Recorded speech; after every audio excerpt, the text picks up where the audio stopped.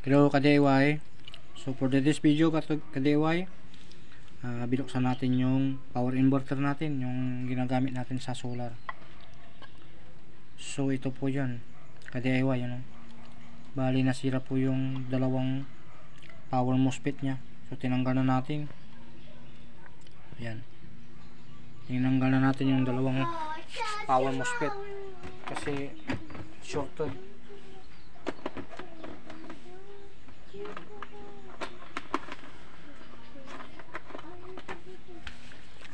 Ito po yung ka-DIY, yung tinanggal nating dalawang power MOSFET. Yan. Iba-ibang klase, iba-ibang brand.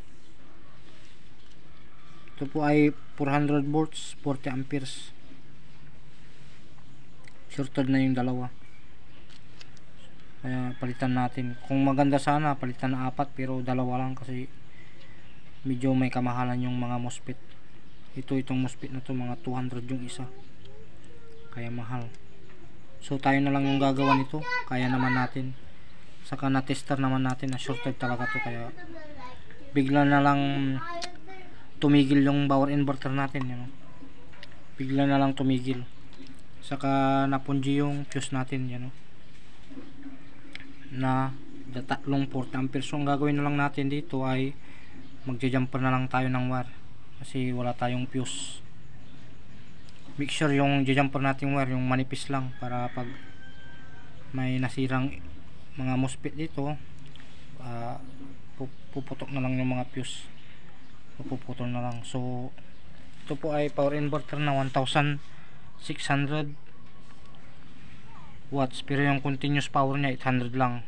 So 60 Hz pure sine wave. Ang brand nito ay P2. Si P2 ay mabilis siyang masira kung wala siyang cooling element.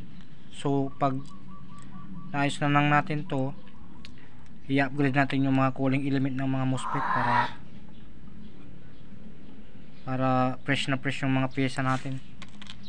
I-upgrade natin yung mga cooling elements, lagyan natin ng mga heatsink para pag mataas yung load natin, hindi siya basta-basta iinit. Doon kasi nasisira yung mga ganito, pag masyadong mainit yung mga MOSFET natin, bibigay din pag mataas yung mga load natin, gaya ng rice cooker, ganun, washing machine, talagang iinit po yan, tataas po yung init nito. So pag uminit ito na yung masisira, shorted na, wala na, mamamatay na yung inverter mo.